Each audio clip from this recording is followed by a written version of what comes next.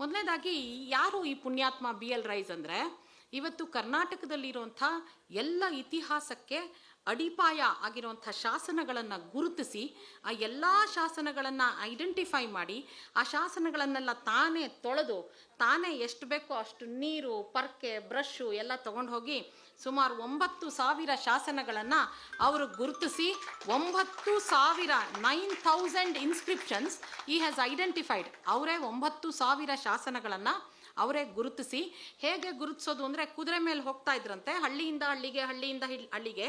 ಇವರು ಇನ್ಸ್ಪೆಕ್ಟರ್ ಆಗಿದ್ದರು. ಅದಕ್ಕಿಂತ ಮುಂಚೆ ಇವರು he was Born here in Bangalore. ನಮ್ಮ ಅವಿನ್ಯೂ ರೋಡಲ್ಲಿ ಬಿ ಎಲ್ ರೈಸ್ ಚರ್ಚ್ ಇದೆ. ಅವ್ರ ತಂದೆಯವರು ಮಿಷನರಿಯಾಗಿ ಭಾರತಕ್ಕೆ ಬಂದರು. ಬಿ ಎಲ್ ರೈಸ್ ಅವರ ತಂದೆಯವರು ಮಿಷನರಿ ಕೆಲಸಕ್ಕೋಸ್ಕರ ಭಾರತಕ್ಕೆ ಬಂದರು. ಇಲ್ಲಿ ಧರ್ಮ ಪ್ರಚಾರ, ಕ್ರೈಸ್ತ ಧರ್ಮ ಪ್ರಚಾರ ಕಾರ್ಯ ಮಾಡಲಿಕ್ಕೆ ಬಂದರು. ಅದಾದ ನಂತರ ಬಿ ಎಲ್ ರೈಸ್ ಅವರು ಇಲ್ಲೇ ಹುಟ್ಟಿ ಕನ್ನಡ ಭಾಷೆಯನ್ನು ಕಲಿತು ಇಲ್ಲೇ ಅವರ ಪ್ರೈಮರಿ ಸ್ಕೂಲನ್ನು ಸಹ ಮಾಡಿ ಆ ನಂತರ ಅವರು ಹೈಯರ್ ಎಜುಕೇಷನ್ಗೆ ಲಂಡನ್ಗೆ ಹೋಗ್ತಾರೆ. ಲಂಡನ್ಗೆ ಹೋಗಿ ಅಲ್ಲಿ ಓದ್ಕೊಂಡು ಬಂದು ಮತ್ತೆ ವಾಪಸ್ ಭಾರತಕ್ಕೆ ಬಂದು ಇಲ್ಲೇ ನಮ್ಮ ಸೆಂಟ್ರಲ್ ಕಾಲೇಜು, ಇವತ್ತು ನಾವು ಸೆಂಟ್ರಲ್ ಕಾಲೇಜ್ ಅಂತ ಯಾವ್ದು ಕರಿತೀವಿ, ಅದು ಸೆಂಟ್ರಲ್ ಹೈಸ್ಕೂಲ್ ಆಗಿದ್ದಾಗ ಅಲ್ಲಿ ಪ್ರಿನ್ಸಿಪಾಲ್ ಆಗಿರ್ತಾರೆ. ಅವ್ರು ನಮ್ಮ ತಂದೆಯವ್ರಿಗೆ ಪ್ರಿನ್ಸಿಪಾಲ್ ಆಗಿದ್ದರು. ನಮ್ಮ ತಂದೆಯವ್ರಿಗೆ ಅವರು ಪ್ರಿನ್ಸಿಪಾಲ್ ಆಗಿದ್ದರು. ಅದಾದಮೇಲೆ ಅವರು ಹೈಯರ್ ಎಜುಕೇಷನ್ ಸೆಕ್ರೆಟರಿ ಆಗ್ತಾರೆ. ಅದಾಗತ್ಲೂ ಸ್ಕೂಲ್ ಎಜುಕೇಷನ್ ಡೈರೆಕ್ಟರ್ ಆಗ್ತಾರೆ. ಅವರು ಸೆನ್ಸಸ್ ಕಮಿಟಿ ಚೀಫ್ ಆಗ್ತಾರೆ. ಮೈಸೂರಿನ 7 ಸೆನ್ಸಸ್ಗಳನ್ನು ಅವರು ಮಾಡ್ತಾರೆ. ಇದೆಲ್ಲಕ್ಕಿಂತ ಬಹಳ ದೊಡ್ಡ ಕೆಲಸ ಅವ್ರು ಮಾಡಿದ್ದೇನಪ್ಪ ಅಂತ ಅಂದರೆ, ಅವರು ಸುಮಾರು 9,000 ಶಾಸನಗಳನ್ನು ಅವರೇ ಕಂಡುಹಿಡಿದು ಕುದುರೆ ಮೇಲೆ, ಕುದುರೆ ಶಾಸನಗಳನ್ನು ನೋಡಿದ್ರೆ, ಮಾನ್ಯುಮೆಂಟ್ಸ್ನ ನೋಡಿದ್ರೆ, ಗುಡಿಗಳನ್ನು ನೋಡಿದ್ರೆ, ಅಕ್ಷರಗಳನ್ನು ನೋಡಿದ್ರೆ ಕುದುರೆ ಐಡೆಂಟಿಫೈ ಮಾಡಿ ನಿಂತ್ಕೊಂಡ್ಬಿಡೋದಂತೆ, ಇಲ್ಲಿದೆ ಹೋಗಿ ನೋಡು ಅಂತ. ಅಂದರೆ ಜೊತೆಗೆ ಹೋಗ್ತಾ ಇರೋರಿಗೆಲ್ಲ ಅಷ್ಟು ಚೆನ್ನಾಗಿ ಅದು ಆ ಕುದುರೆ ಹೇಳ್ತಾ ಇತ್ತಂತೆ. ಅಂದರೆ ಇದನ್ನು ನಿಲ್ಲಿಸಿದ್ದೀನಿ ಯಾಕೆ ಅಂದರೆ ಇಲ್ಲಿ ಶಾಸನ ಇದೆ ಹೋಗಿ ನೋಡಿ ಅಂತ. ಅವರೇ ಕರ್ನಾಟಕದ ಅತ್ಯಂತ ಶ್ರೇಷ್ಠವಾದಂಥ ಶಾಸನಗಳನ್ನು ಕಂಡುಹಿಡಿದವರು ಮತ್ತು ಅದನ್ನು ಎಪಿಗ್ರಾಫಿಯ ಕರ್ನಾಟಿಕ ವಾಲ್ಯೂಮ್ಸ್ ಅಂತ 12 ವಾಲ್ಯೂಮ್ಸು. ಅದಾದಮೇಲೆ ತದನಂತರ ಬಂದಂಥವ್ರು ಎಮ್.ಎಚ್. ಕೃಷ್ಣ ಅವರು, ನರಸಿಂಹಾಚಾರ್ ಅವರು, ಅವರೆಲ್ಲರೂ ಸಹ ಆ ವಾಲ್ಯೂಮ್ಸ್ನ ಕಂಟಿನ್ಯೂ ಮಾಡಿದ್ರು. ಈಗ 15, 18 ವಾಲ್ಯೂಮ್ಸು ಎಪಿಗ್ರಾಫಿಯ ಕರ್ನಾಟಿಕ ವಾಲ್ಯೂಮ್ಸ್ ನಮಗೆ ಅವೈಲಬಲ್ ಇದೆ. ಏನಿದು ಎಪಿಗ್ರಾಫಿಯ ಕರ್ನಾಟಿಕ ವಾಲ್ಯೂಮ್ಸ್ ಅಂದರೆ, ಕರ್ನಾಟಕದಲ್ಲಿ ಸಿಕ್ಕಿರುವ ಎಲ್ಲ ಎಪಿಗ್ರಾಫ್ಗಳು, ಎಪಿಗ್ರಾಫ್ ಅಂದರೆ ಶಾಸನಗಳ ಒಂದು ಅಧ್ಯಯನ. ನಾವು ಸರ್ ಈಗ ತಾನೇ ಹೇಳಿದ್ರು ಮಹಿಷಾಸುರನ ಹೆಸರು, ಮಹೀಸೂರಿನ ಹೆಸರು ಎಲ್ಲ ಸಿಕ್ತು ನನಗೆ, ಇವರು ತೋರಿಸಿದ್ರು ಅಂತ. ತುಂಬ ಥ್ಯಾಂಕ್ಸ್ ಸರ್, ಕಂಗ್ರ್ಯಾಚುಲೇಷನ್ಸ್. ಎಲ್ಲ ಶಾಸನಗಳ, ಎಲ್ಲ ಊರುಗಳ, ಎಲ್ಲ ದೇವತೆಗಳ, ಎಲ್ಲ ಊರಿನ ದೇವತೆಗಳ ಮತ್ತು ಎಲ್ಲ ರೀತಿಯ ಪ್ರಮುಖ ವಿಷಯಗಳ ಎಲ್ಲ ಶಾಸನಗಳನ್ನು ಈತ ಪಾಪ ಪರ್ಕೆ ತಗೊಂಡು, ನೀರು ತಗೊಂಡು, ಬ್ರಷ್ ತಗೊಂಡು ತೊಳೆದು ಅದೇನು ಅಂತ ಕಂಡುಹಿಡಿದು ಎಸ್ಟಾಂಪ್ ಪೇಜ್ ಅಂತೀವಿ ನಾವು. ಎಸ್ಟಾಂಪ್ ಪೇಜ್ ಅಂದರೆ ಹಿಸ್ಟ್ರಿ ಅವ್ರಿಗೆ ಅದನ್ನು ಮೊದಲು ಪಾಪ, ಇವಾಗ ನಾವು ಮಿಥಿಕ್ ಸೊಸೈಟಿನಲ್ಲಿ 3D ಡಾಕ್ಯುಮೆಂಟೇಷನ್ ಮಾಡ್ತೀವಿ. ದೊಡ್ಡದು ಕ್ಯಾಮ್ರಾಗಳೆಲ್ಲ ಇಟ್ಕೊಂಡಿದ್ದೀವಿ. ಒಂದು ಶಾಸನನ 3 ಡೈಮೆನ್ಷನಲ್ ಆಗಿ ಕ್ಯಾಪ್ಚರ್ ಮಾಡಿಬಿಡ್ತೀವಿ. ಆಗ ಏನೂ ಇರಲಿಲ್ಲ, ಇವ್ರು ಕಂಡು ಹಿಡಿದಾಗ ಏನೂ ಇರಲಿಲ್ಲ. ಆಗ ಹೇಗೆ ಮಾಡ್ತಾಯಿದ್ರು ಹಾಗಾದರೆ ಅಂದರೆ, ಅವರು ಒಂದು ಪೇಪರ್ ಮೇಲೆ ಮಸಿ ಹಾಕಿ ಎಲ್ಲೆಲ್ಲಿ ಸ್ಟ್ಯಾಂಪ್ ಇದೆಯೋ ಅಂದರೆ ಶಾಸನ ಇದೆಯೋ ಅಲ್ಲೆಲ್ಲ ಒತ್ತಿ ಅದರದ್ದು ಪ್ರತಿ ತಗೊಂಡು ಅದನ್ನು ಓದಿ ಅಧ್ಯಯನ ಮಾಡಿ ಕಳಿಸ್ಬೇಕಾಗಿತ್ತು. ಹಾಗೆ 1, 2, 3, 4 ಅಲ್ಲ, ಸುಮಾರು 9,000 ಶಾಸನಗಳನ್ನು ಈತ ತಾನೇ ಸ್ವತಃ ಅಧ್ಯಯನ ಮಾಡಿ, ಐಡೆಂಟಿಫೈ ಮಾಡಿ, ಜಾಗ ಎಲ್ಲಿದೆ ಅಂತ ಹೇಳಿ ಮಾರ್ಕ್ ಮಾಡಿ, ಹಳ್ಳಿ ಯಾವುದು ಅಂತ ಮಾರ್ಕ್ ಮಾಡಿ, ಹೋಬಳಿ ಯಾವುದು ಅಂತ ಮಾರ್ಕ್ ಮಾಡಿ, ಊರು ಯಾವುದು ಅಂತ ಮಾರ್ಕ್ ಮಾಡಿ, ಆ ಊರಿನ ಯಾವ ಜಾಗದಲ್ಲಿ ಸ್ಪಷ್ಟವಾಗಿ ಕೆರೆ ಕಟ್ಟೆಯ ಬಲಭಾಗದಲ್ಲಿ, ದೇವಸ್ಥಾನದ ಬಲಭಾಗದಲ್ಲಿ, ದೇವಸ್ಥಾನದ ಮುಂಭಾಗದ, ಹೀಗೆ ಎಲ್ಲ ಡೀಟೇಲ್ಸು ಕೊಟ್ಟು ಪಾಪ ಬರೆದಿದ್ದಾರೆ. ಹಾಗಾಗಿ ಅವರು ಸುಮಾರು ಕಂಡುಹಿಡಿದಿರೋಂಥ 9,000 ಶಾಸನಗಳನ್ನು ಉಳಿಸ್ಕೊಳ್ಳೋದೇ ಇವಾಗ ಅವ್ರು ಹೇಳಿದ್ರಲ್ಲ, ಕನ್ನಡದ ತೇರನ್ನು ಎಳೆಯುವ ಕೆಲಸ ಮಾಡಬೇಕು ಅಂತ. ಅದನ್ನು ಮಾಡಿದ್ರೆ ಸಾಕು. ಸುಮ್ಮನೆ ಆ ಶಾಸನಗಳನ್ನು ಉಳಿಸ್ಕೊಂಡ್ರೆ ನಾವು ಇವತ್ತು ಸಾಕಾಗಿದೆ. ಇನ್ನೊಂದು 2-3 ಸಣ್ಣ ವಿಷಯಗಳು ಹೇಳ್ತೇನೆ. ಪಂಪನನ್ನು ಪರಿಚಯ ಮಾಡಿಕೊಟ್ಟಿದ್ದು, ಪಂಪನ ಎಲ್ಲ ಗ್ರಂಥಗಳನ್ನು ಪ್ರಕಟಣೆ ಮಾಡಿದ್ದು, ರನ್ನನ ಹಲವು ಕೃತಿಗಳನ್ನು ಪ್ರಕಟಣೆ ಮಾಡಿದ್ದು, ಸಂಸ್ಕೃತದ ಎಲ್ಲ ತಾಳೆಗರಿಗಳನ್ನು ಕಲೆಕ್ಟ್ ಮಾಡಿ, ಐಡೆಂಟಿಫೈ ಮಾಡಿ, ಅದನ್ನೆಲ್ಲ ಓದಿ, ಅದನ್ನು ಏನು ಪ್ರೆಸ್ಗೆ ರೆಡಿ ಆಗೋಷ್ಟು ಮಾಡಿ, ಆಮೇಲೆ ಎಲ್ಲ ಎಪಿಗ್ರಾಫ್ಗಳಿಗೂ ಇಂಗ್ಲೀಷ್ ಟ್ರಾನ್ಸ್ಕ್ರಿಪ್ಟ್ ಕೊಟ್ಟಿದ್ದಾರೆ.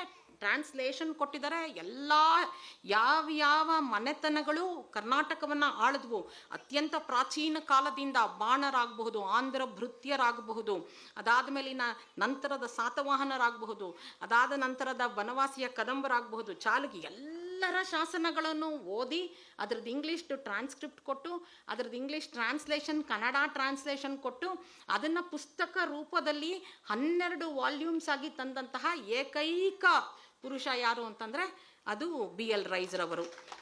ಇನ್ನೊಂದು ಅದಕ್ಕಿಂತ ಮುಖ್ಯವಾದಂಥ ಒಂದು ವಿಷಯ ಏನಂತಂದರೆ, ಎಲ್ಲ ಕಡೆ ಕನ್ನಡ ಮಾಧ್ಯಮ ಶಾಲೆಗಳನ್ನು, ಪ್ರತಿಯೊಂದು ಹೋಬಳಿನಲ್ಲೂ ಒಂದು ಕನ್ನಡ ಮಾಧ್ಯಮ ಶಾಲೆಯನ್ನು ತೆಗೆದು, ಇವತ್ತು ಯಾವುದನ್ನು ನಾವು ಮುಚ್ತಾ ಇದ್ದೀವೋ ಅದನ್ನು ತೆಗೆದು ಎಲ್ಲರಿಗೂ ಅಧ್ಯಯನ ಮಾಡಲಿಕ್ಕೆ ಅವಕಾಶ ಕೊಟ್ಟು, ಪ್ರತಿಯೊಂದು ಮಗು ಸ್ಕೂಲ್ಗೆ ಹೋಗೋ ಎಲ್ಲ ಮಕ್ಕಳಿಗೂ ಓದಲಿಕ್ಕಾಗುವಂತಹ, ಅಂದರೆ ಎಲ್ಲ ಜಾತಿಯ, ಎಲ್ಲ ಧರ್ಮದ, ಎಲ್ಲ ಏನು ಅಂತಸ್ತಿನಲ್ಲಿರುವ ಬೇರೆ ಬೇರೆ ಎಕನಾಮಿಕ್ ಇದರಲ್ಲಿ ಎಲ್ಲ ಮಕ್ಕಳಿಗೂ ಓದಲಿಕ್ಕಾಗೋ ಹಾಗೆ ಅನುವು ಮಾಡಿಕೊಟ್ಟವರು. ಮತ್ತು ಸಂಸ್ಕೃತವನ್ನು ತಾವೇ ಅಧ್ಯಯನ ಮಾಡಿ ಸಂಸ್ಕೃತದ ಆ ಎಲ್ಲ ಶಾಸನಗಳನ್ನು ಕಂಡುಹಿಡಿದು ಆ ಎಲ್ಲ ಶಾಸನಗಳನ್ನು ಸಂಸ್ಕೃತದಿಂದ ಕನ್ನಡಕ್ಕೆ, ಇಂಗ್ಲೀಷ್ಗೆ ತರ್ಜಿಮೆ ಮಾಡಿ ಅದನ್ನು ಸಹ ಪಬ್ಲಿಷ್ ಮಾಡಿದವರು ಬಿ ಎಲ್ ರೈಸ್ ಅವರು.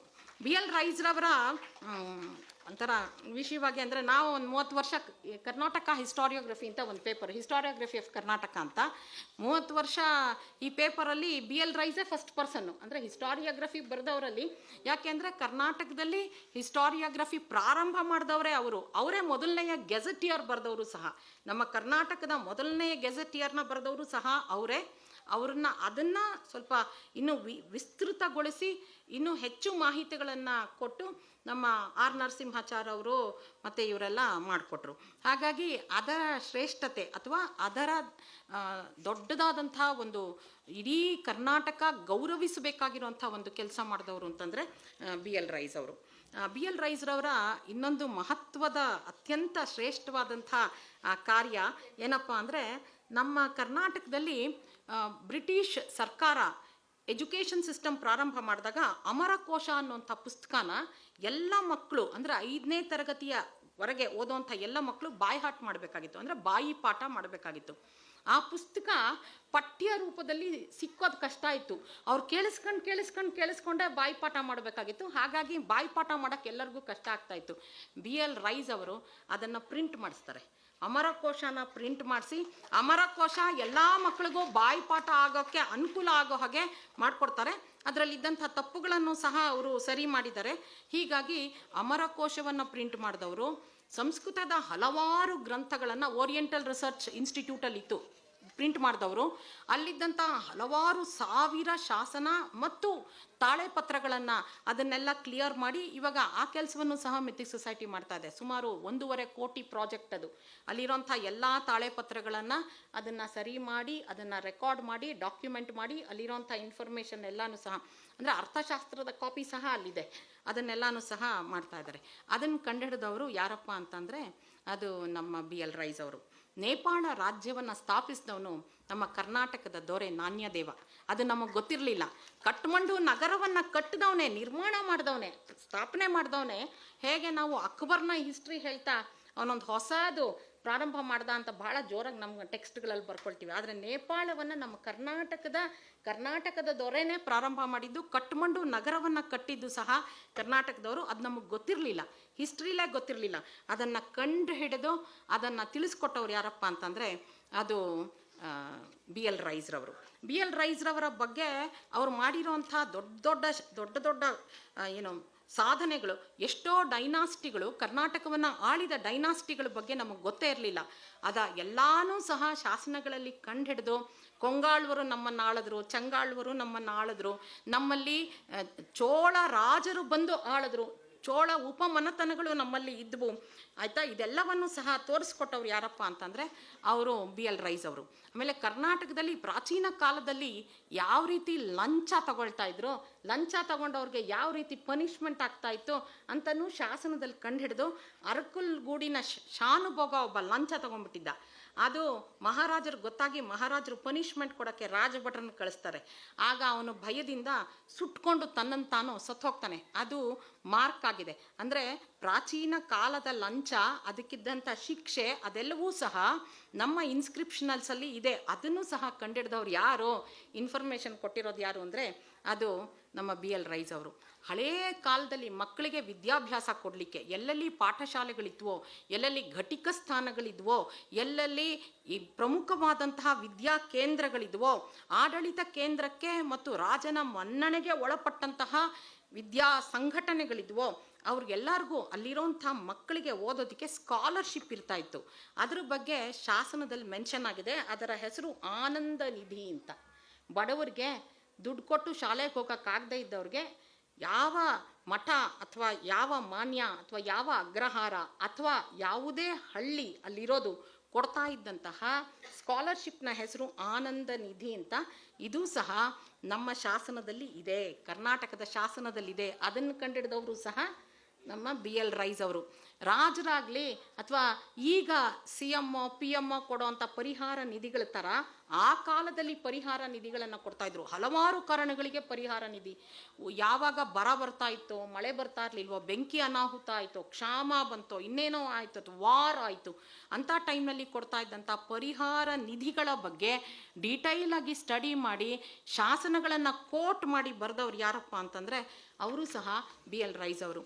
ಇದೆಲ್ಲದಕ್ಕಿಂತ ದೊಡ್ಡದಾದಂಥ ಒಂದು ಮುಖ್ಯವಾದಂಥ ವಿಷಯ ನಾನು ಹೇಳಬೇಕು. ಏನಪ್ಪ ಅಂದರೆ ಇಡೀ ಮೈಸೂರಿನ ಮನೆತನಗಳು, ಇಡೀ ಮೈಸೂರನ್ನು ಆಳಿದ ಅರಸರು, ಇಡೀ ಮೈಸೂರನ್ನು ಆಳಿದ ರಾಜಮನೆತನಗಳು, ಅವರ ಎಲ್ಲ ಹಿಸ್ಟ್ರಿ, ಅವರ ಎಲ್ಲರ ಕ್ರೊನಾಲಜಿ ಮತ್ತು ಇದೆಲ್ಲಕ್ಕಿಂತ ಹೆಚ್ಚಾಗಿ ಅವರು ಮಾಡಿರೋಂಥ ಅಚೀವ್ಮೆಂಟ್ಸನ್ನು ಆ ಶಾಸನ ಆಧಾರಿತವಾಗಿ ಬರೆದಿರೋರು. ಪ್ರತಿಯೊಂದು ವಾಲ್ಯೂಮ್ನಲ್ಲೂ ಆ ವಾಲ್ಯೂಮ್ನಲ್ಲಿ ಇರೋಂಥ ಎಲ್ಲ ಡಿಸ್ಟ್ರಿಕ್ಟ್ ವಾಲ್ಯೂಮ್ಸು ಬಂದಿದೆ, ಕೆಲವು 2 ವಾಲ್ಯೂಮ್ ಬಂದಿದೆ. ಆ ಡಿಸ್ಟ್ರಿಕ್ಟನ್ನು ಆಳಿರೋಂಥ ಎಲ್ಲ ರಾಜರು, ನೋಡ್ಕೊಳ್ತಾ ಇದ್ದಂಥ ಮುಖ್ಯವಾದಂಥ ಮಂತ್ರಿಗಳು, ಇದ್ದಂತಹ ಬಹಳ ದೊಡ್ಡ ದೊಡ್ಡ ದಾನಶೀಲರು, ಅವ್ರ ಬಗ್ಗೆ ಎಲ್ಲ ಡೀಟೈಲ್ ಆಗಿ ಬರೆದು ಕರ್ನಾಟಕದ ಇತಿಹಾಸಕ್ಕೆ ಒಂದು ದೊಡ್ಡ ಬುನಾದಿಯನ್ನು ಹಾಕ್ಕೊಟ್ಟವರು BL ರೈಸ್ ಅವರು.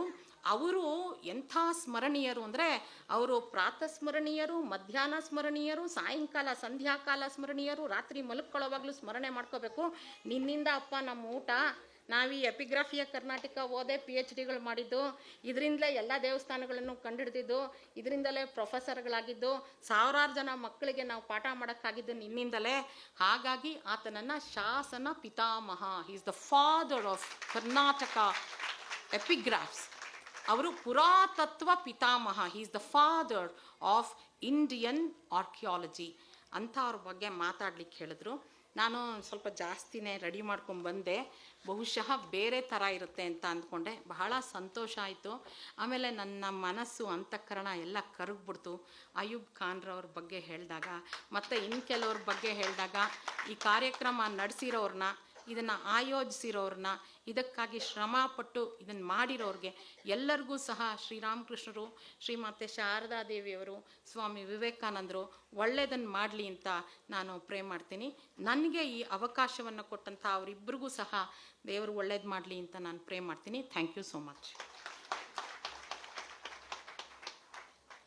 BL ರೈಸ್ ಅವರ ಬಗ್ಗೆ ಬಹಳ ಸುವಿಸ್ತಾರವಾಗಿ ಮಾತನಾಡಿದಂತಹ ಇತಿಹಾಸ ಪ್ರಾಧ್ಯಾಪಕರು ಸಾವಿರಾರು ವರ್ಷಗಳಷ್ಟು ಹಳೆಯ ದೇವಾಲಯಗಳ ವಾಸ್ತು ವಿನ್ಯಾಸಗಳ ಕುರಿತು ಅಧ್ಯಯನ ನಡೆಸಿ ಅವುಗಳ ವಿಶೇಷತೆಯನ್ನು ಜನರಿಗೆ ತಲುಪಿಸುವಂತಹ ಮಹತ್ ಕಾರ್ಯದಲ್ಲಿ ತಮ್ಮನ್ನು ತಾವು ತೊಡಗಿಸಿಕೊಂಡಿರುವಂತಹ ಶ್ರೀಮತಿ ಪ್ರೊಫೆಸರ್ ವಿ ಅನುರಾಧರವರಿಗೆ ನಾವು ಪ್ರೀತಿಯ ವಂದನೆಗಳು, ಅಭಿವಂದನೆಗಳನ್ನು ಸಲ್ಲಿಸ್ತಾ ಇದ್ದೇವೆ. ಬಹಳ ಸುಲಲಿತವಾಗಿತ್ತು ತಮ್ಮ ಮಾತುಗಳು ಮೇಡಮ್, ಮತ್ತೊಮ್ಮೆ ಅಭಿನಂದನೆಗಳು.